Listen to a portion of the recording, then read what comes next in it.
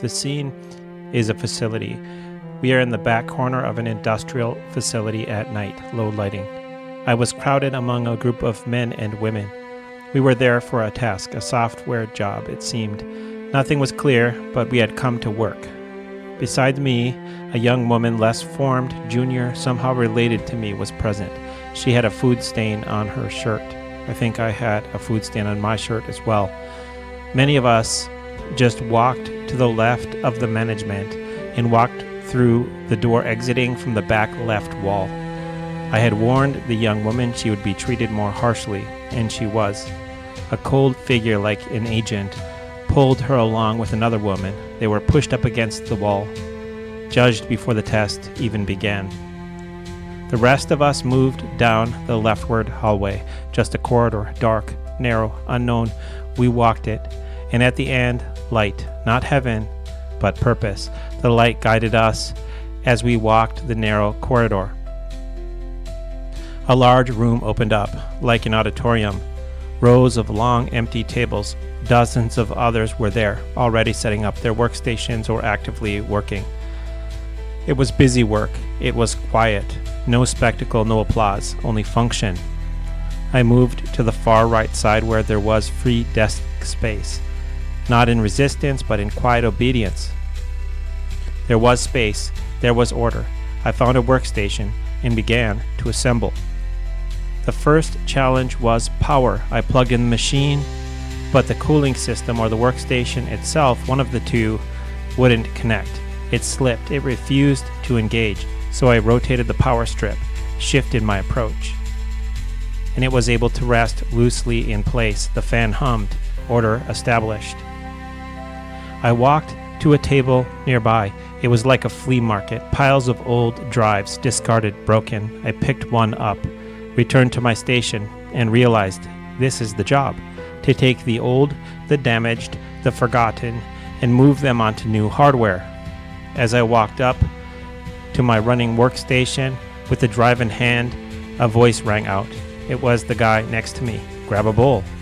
It was obvious once he said it. Why carry one at a time when I can do more than one at a time?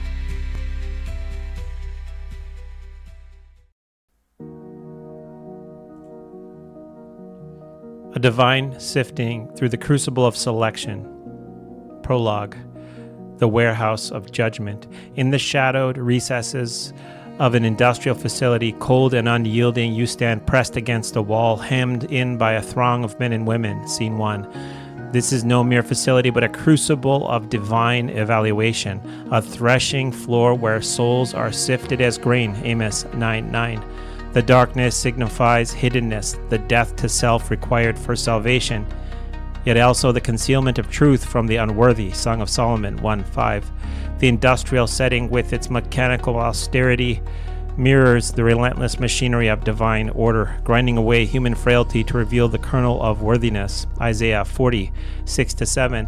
You and the crowd are initiates, potential stewards in the brutal hierarchy, yet most are doomed to perdition, their base desires chaining them to the animal state. Revelation 20:15. The crowd, a mix of male and female archetypes, embodies the spectrum of spiritual states. Men as independent, rebellious leaders, women as dependent, subversive supports. Their presence signals a collective trial, a test of obedience and humility before the divine order. The young woman beside you, junior and somehow related, is a child archetype, inexperienced, innocent, yet weak. Her food stain, mirrored on your shirt, is no trivial mark but a typological emblem of sin, the bodily waste of perdition that clings to the soul. Psalm 38:5. My wounds stink and fester because of my foolishness. This stain mocks your feigned purity, exposing the frailty of human understanding. The management/security, cold as an agent, is a Platonic archetype of divine authority, an angelic order executing judgment without mercy. Aquinas, Summa Theological 1Q 108. Their harsh treatment of the young woman pushed against the wall and judged prematurely reveals her as a failed initiate, ensnared by her weakness. Hebrews 12:6. The Lord disciplines the ones he loves. Your warning to her signifies your role as a witness, not yet condemned, but teetering on the edge of selection. The door on the left, through which many pass, is the narrow gate of trial. A deceptive simplicity, masking the rigor ahead. Matthew 7:13-14. The convergence of stains, judgment, and separation signals a divine warning. Renounce the flesh or be cast into the abyss. Revelation 6:2. The narrow hallway.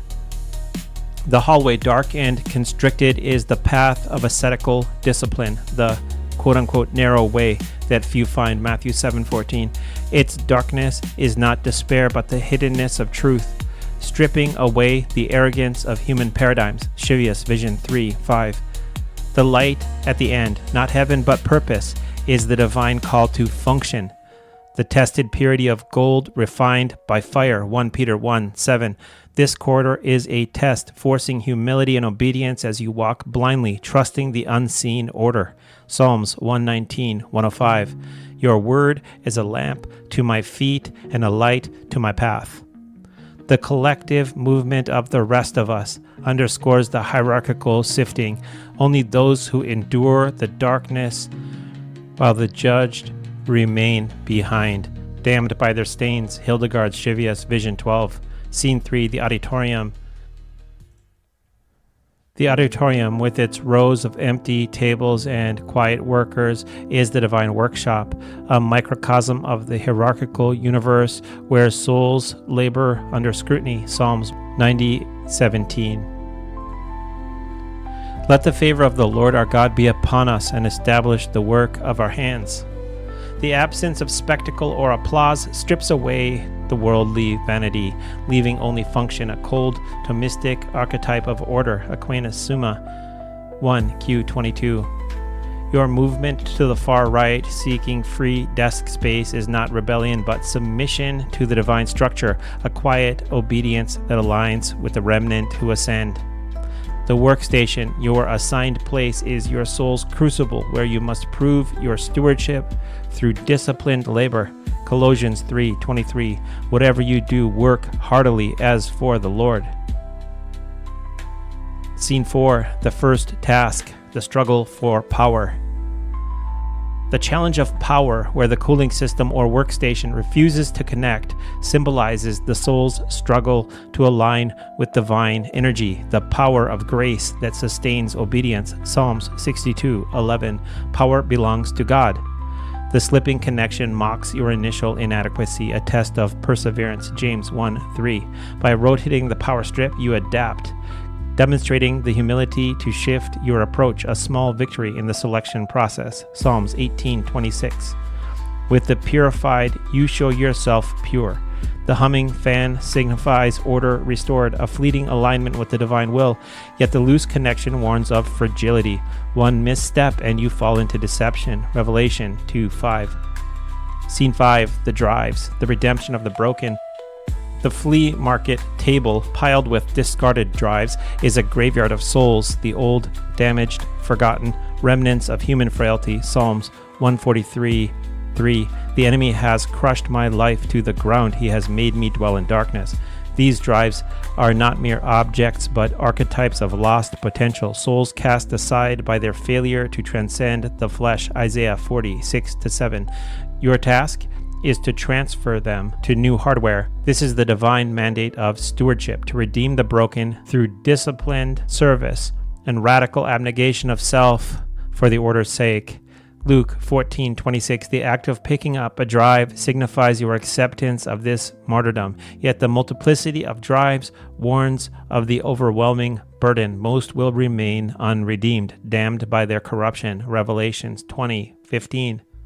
Scene 6, the bull, the call to greater efficiency. The voice of the man beside you commanding grab a bowl is a divine messenger, an angelic archetype urging greater function. Matthew 13:4. The bowl, a vessel of containment, symbolizes spiritual capacity, the ability to bear multiple burdens for the order. Psalms 23:5. My cup overflows. Its sudden obviousness mocks your prior inefficiency, exposing the foolishness of human understanding. By heeding the call, you align with the divine hierarchy, increasing your stewardship. Yet the bull's simplicity warns of deception. Efficiency within humility leads to false dominion. Revelation 6:2. The convergence of the bull, the drives, and the workstation form a typology of martyrdom.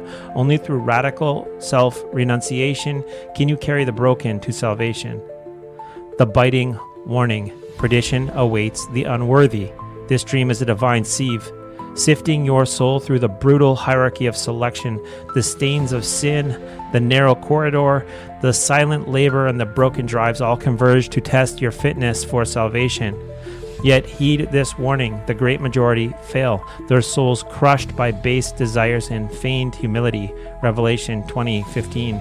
The young woman's judgment is a mirror of your potential fate, condemned before the test begins if you cling to the flesh. The loose power connection, the overwhelming drives, and the deceptive simplicity of the bull all mock your frailty, daring you to transcend or perish. Salvation demands absolute renunciation, a martyrdom not of emotion, but of cold, radical abnegation. Hebrews 12:6. Fail, and you become a source of destruction, dragging others into the abyss with you. The light of purpose is not comfort, but fire, refinement, or damnation. Choose. Summary for the general audience. The dream as a universal call to the cross. This dream, a warehouse of sifting souls, manifests across the lived world as a universal call to the cross, a brutal selection process where only the radically obedient ascend.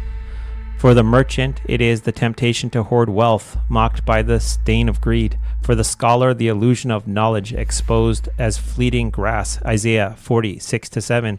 For the laborer, the seduction of comfort, shattered by the narrow corridor of discipline. In every station, the dream's acorn is the same, a divine test, sorting souls through trials of humility, obedience, and martyrdom. The ideal path is to embrace the cross as another Christ, renouncing all worldly desires, wealth, pride, even self, for the order's sake. Luke 14:26. This is not soft spirituality, but a call for total conformity to Christ's sacrifice. The dreamer, whether merchant, scholar, or laborer, must carry the broken souls, communities, or duties through radical abnegation, becoming a vessel of redemption like the bull. Psalms 23:5. Failure leads to perdition, a source of destruction for all. Revelation 20:15. Thus live as the saint, scorn comfort, bear the fire of trial, and offer your life as a martyr for the divine hierarchy. For only through the cross is salvation won.